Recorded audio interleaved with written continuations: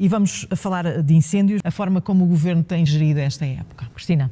Não, é mesmo isso, ou seja, o Governo está a correr atrás do prejuízo, seja do ponto de vista da calamidade que estamos a ver que está a acontecer, seja do ponto de vista comunicacional, efetivamente. A questão em particular da festa do Pontal, quando temos uma parte significativa do país a arder, quando temos pessoas absolutamente desesperadas a tentar salvar as suas famílias, as suas casas, é de uma enorme falta de empatia, é de uma enorme falta quer dizer, eu acho que vai além da comunicação, é mesmo estar, parece que noutro planeta, na sua bolha e não perceber o que é que está a afetar a população do seu próprio país.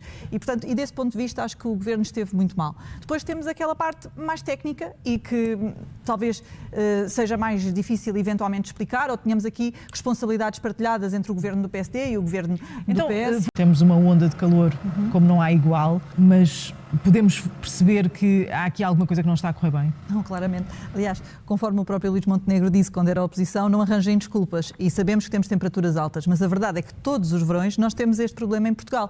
Às vezes mais grave, outras vezes menos grave. O que eu me pergunto, por exemplo, é porque é que Portugal, ao contrário de outros países como França, Espanha, Grécia, não tem uma frota de canadeiros para poder combater os fogos. É surreal. Nós este ano já gastámos, pelo menos o último valor conhecido, mais de 180 milhões de euros em aluguer de meios aéreos. Porquê é que nós não temos os próprios meios aéreos? O que é que está aqui a falhar? Trata-se de uma questão de gestão que é incompetente, trata-se realmente deste negócio que dizem que é o negócio dos fogos. O que quer que seja tem que ser resolvido e tem que ser resolvido rapidamente para que as pessoas não sejam sempre elas a ter que estar a sofrer as consequências dessa incompetência ou dessa má gestão. Depois temos aqui outros problemas. Temos este problema realmente é mais imediato, da falta de meios. Temos visto pessoas sozinhas a combater as chamas porque não há bombeiros que consigam chegar a todo lado. Há pessoas daqui com baldes. Com mangueiras com quase sem pressão na água, mas estão a fazer aquilo que podem. Portanto, há falta de bombeiros, há falta de meios aéreos e de carros, há falta de tudo isto, mas depois temos um problema que é evidente e que tudo isto é causado também por uma questão de despovoamento, portanto há um esquecimento total do interior, cada vez menos pessoas querem viver no interior e isto facilita depois a situação que estamos a viver. Agora também temos que nos questionar quem é que quer viver nestas zonas quando todos os anos pode correr o risco ou de vida ou de ficar sem todas as suas coisas e, portanto, é de facto um problema mais estrutural que nós temos que olhar com maior profundidade para tentar resolver. E depois há uma terceira vertente que me parece evidente, que é a questão da impunidade e que nós temos falado muitas vezes, mas ainda há pouco mesmo na entrevista que fazia, portanto, há uma percentagem enorme de reincidência neste tipo de crimes. E, portanto, temos que resolver. Quem pratica este tipo de crimes só tem uma solução que é estar afastado, pelo menos no verão, na época de incêndios, tem que estar encarcerado. Não pode estar em liberdade e mesmo uma pulseira eletrónica não irá resolver o assunto. Queria só dar uma indicação, porque realmente, decorrente dos incêndios de 2017, fez o grupo de trabalho e fez a designada reforma da floresta, em que houve várias coisas que ficaram por fazer e o cadastro foi uma das que realmente houve dificuldade. Mas houve outras coisas que foram provadas que eu até acho que eram úteis se fossem cumpridas.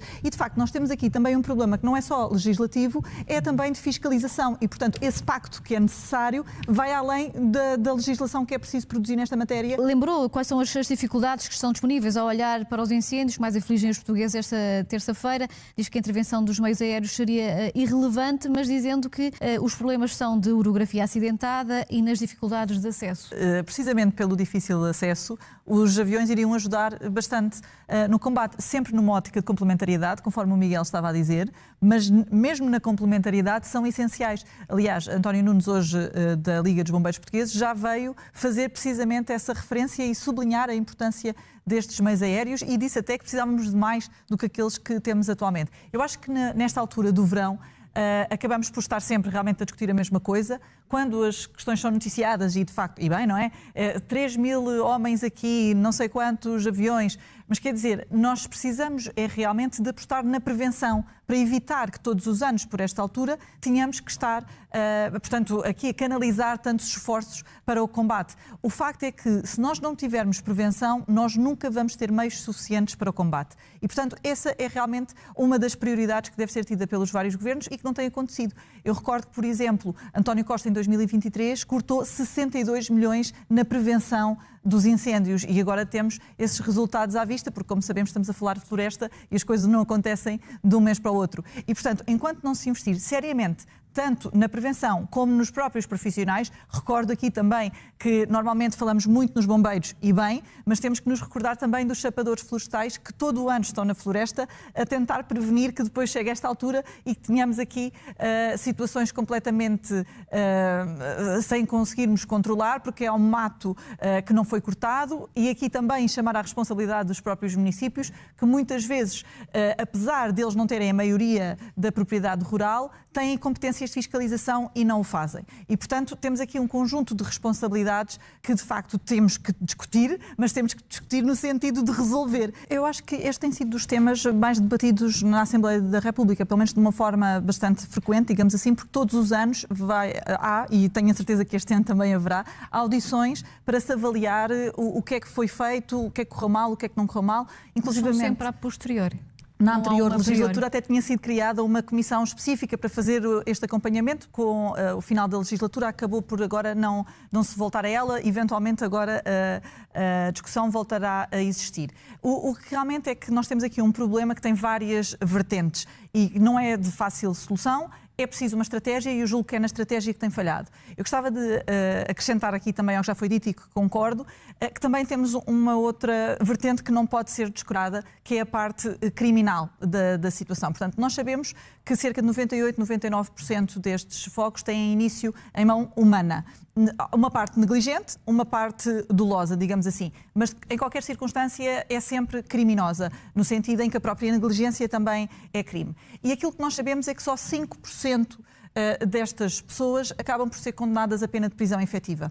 Ora, neste tipo de crime que tem características muito específicas, sabemos que a reincidência é uma das principais características. Ora, nós não podemos deixar pessoas que efetivamente têm práticas que colocam em causa muitos milhares de euros, que colocam em causa a vida de pessoas, o seu sustento, animais, que simplesmente andem em liberdade. Seja por que razões forem, e sabemos que uma percentagem delas são consideradas inimputáveis, tem que haver uma estratégia específica para então controlar estas pessoas, porque não podemos simplesmente deixar na mão delas, ou na mão do universo, digamos assim, que as pessoas não voltem a praticar este tipo de crimes. E enquanto nós não controlarmos a questão dos incêndios nas várias vertentes que já aqui falámos, muito dificilmente vamos conseguir controlar o problema. O Chega, que é tão crítico relativamente aos subsídios, apoiaria esta medida? Os liberais também, Nós temos aqui duas liberais questões. também são críticos. É que o Chega, por acaso, já propôs que fossem aprovados apoios para estas pessoas para poderem fazer a limpeza dos terrenos, até porque nós sabemos que há muitas pessoas nas zonas interiores com,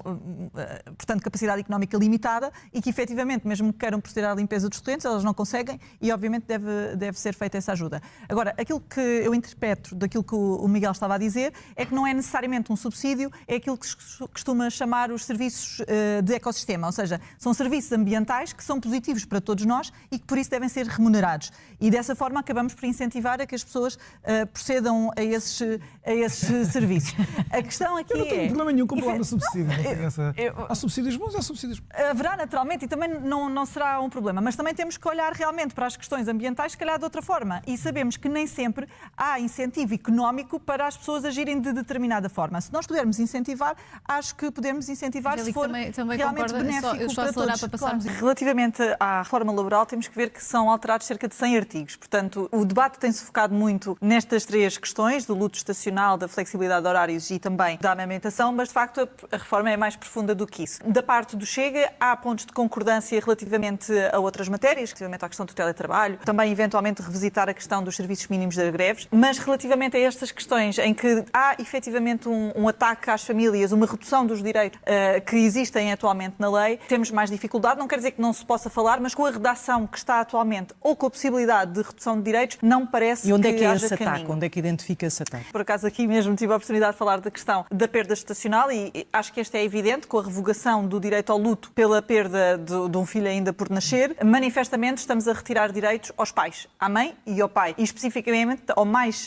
particularmente ao pai, que apenas passa a ter direito a dias de assistência à família. É como se ele próprio fosse retirado este direito a ele próprio também ter um sofrimento associado à perda estacional. No caso da amamentação, eu acho que é importante, até porque ontem ouvi uma representante do PSD PSD a dizer que não havia aqui qualquer redução dos direitos, o que é manifestamente falso, se nós lermos aquilo que está na lei e aquilo que está na proposta do PSD. Neste momento, uma mãe pode ter direito à redução de horário enquanto, a redação o que diz, é enquanto estiver a amamentar, sem qualquer tipo de limitação na idade, e nós sabemos que há mães que amamentam até aos 3 anos, 4 anos, 5 anos, embora sejam, e isto também é importante que se digam, uma minoria. Há muito poucas mães que efetivamente continuam com a amamentação e, aliás, Portugal até é um dos países onde o período de amamentação é menor. Concorda então que seria uma microfraude? A existir, que nós nem sabemos exatamente, porque aparentemente a Ministra, primeiro, não nos diz exatamente quantas mães realmente é que estão nesta situação. Por outro lado, quantos casos é que foram detectados dessa eventual fraude? Acho que isso era importante também, que esses dados pudessem ser dados para nós percebermos se há aqui um problema ou não. Não nos parece que seja o caminho a redução dos direitos, mas sim uma forma mais ágil de verificação da situação, se realmente está ou não está a haver a amamentação. É factual que quando nós passamos a ter na lei que só pode ser até aos 2 anos, que estamos a reduzir e que estamos a impedir outras mulheres que querem continuar a amamentar, sejam elas poucas ou muitas ou quantas sejam, que estamos a impedi-las de efetivamente usufruir desta redução de horário. Nós temos em Portugal um problema de natalidade e, portanto, temos cada vez menos famílias. Quando vamos ver os estudos, há menos mulheres a ter filhos, há menos famílias a querer já projetar para o futuro ter filhos, e quanto mais nós dificultarmos a conciliação entre o trabalho e a vida pessoal, mais dificilmente nós vamos conseguir contornar esta situação. Estes tipos realmente estão a impedir que uma mãe que perde um filho não tem direitos laborais nenhuns. Tem. No caso da licença, é suportada pela Segurança Social. E como é financiada pela Segurança Social, tem que ter uma justificação médica, sim. Óbvio. E no caso do luto gestacional, que são aqueles 3 dias, já agora, a licença de interrupção de gravidez, vale a pena também dizer, é de 14 e 30 dias. Sim, não são 3 dias. Mas uma coisa tem fundamento médico, a outra é um direito. E é um direito que nós não temos que estar a comparar, desculpa estar a interromper, mas nós não temos que estar a comparar uma justificação, uma falta justificada, com uma licença. Porque senão tu tens que comparar com os outros motivos para falta por luto também. Aí é que está. E tu não estás a colocar em causa.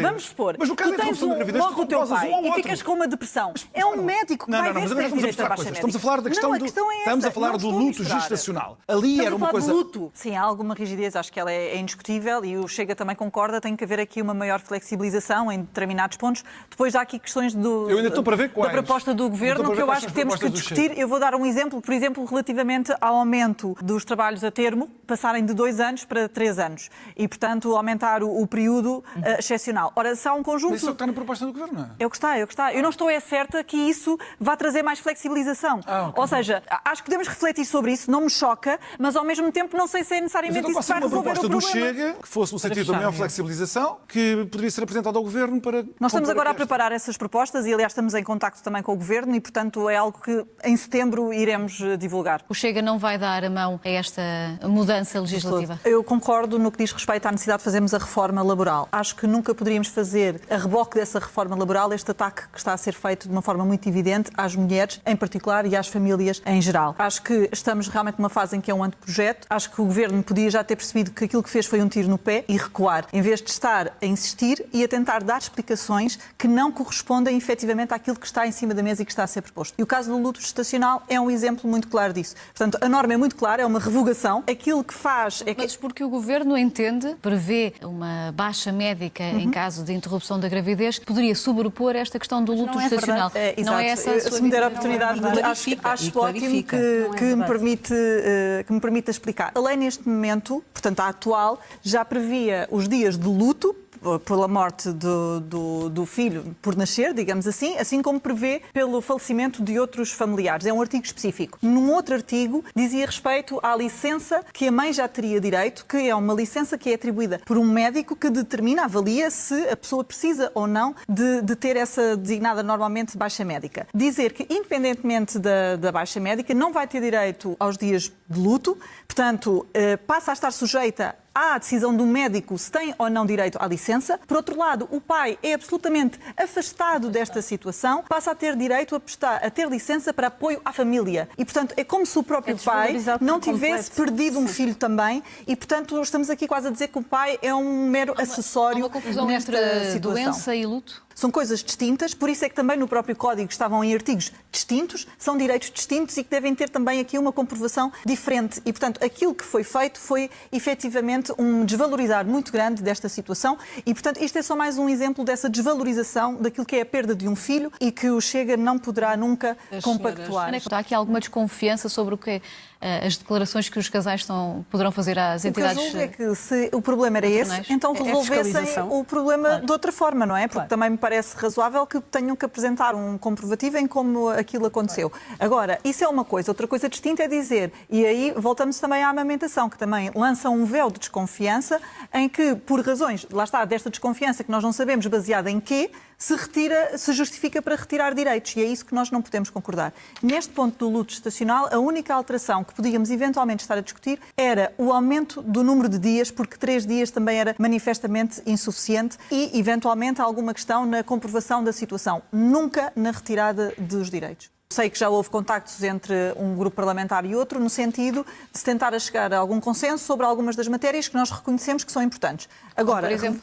Relativamente a estas 3 em particular, flexibilidade de horário, amamentação e perda estacional, com a formulação que está, é absolutamente impossível. O Chega não compactuará com nenhuma redução de direitos nesta matéria. E os consensos contam-se em que pontos? Relativamente a questões como ser criado um contrato de curta duração, muito curta duração, estamos de acordo, ali também com alguns ajustes. Relativamente às questões do teletrabalho, estamos de acordo, também com eventuais ajustes. Reconhecemos que há ali vários pontos que têm que se trabalhar. Agora, há outros que é impossível. E na questão da amamentação, nós temos cerca de 30% dos jovens em idade fértil estão fora do país porque emigraram, cerca de 70% dos jovens universitários consideram emigrar e nós devíamos estar a pensar em políticas para reter jovens, para trazer de volta jovens, para que tenham condições para terem filhos e estamos exatamente a fazer o contrário. Estamos a criar burocracias, desconfianças sobre as famílias e a dificultar ainda mais a conciliação familiar. Posso só dar 30 segundos. Sim, 30 segundos. A Joana estava a dizer que há uma redução de 90%. Não é verdade. Não é uma redução de 90%. Não, é 120 para dias 90%. mais 30 dias é paga 90%. Sim, mas a licença de parentalidade passa a ter 180 dias com a condição de que o pai também faça parte. Era paga 100% e passa a ser paga 90%. Admite que o Governo possa voltar atrás nestas medidas que estão a ser tão mal recebidas à esquerda e à direita? Já perceberam que não vão passar? Não sei se não vão passar. Eu acho que não há nenhum apoio no Parlamento. A Sra. Ministra tem, com certeza, conhecimento de tudo aquilo que tem sido dito. Nós temos a coragem de fazer, sem medo, de executar, de modernizar, de dar maior dignidade a algumas questões. É uma palavra que eu penso que o PS tem medo e agora fico a perceber também que o Chega tem algum receio da palavra reformar. Aquilo que o PSD e o CDS têm que fazer é assumir que querem limitar direitos. É só isso. Não.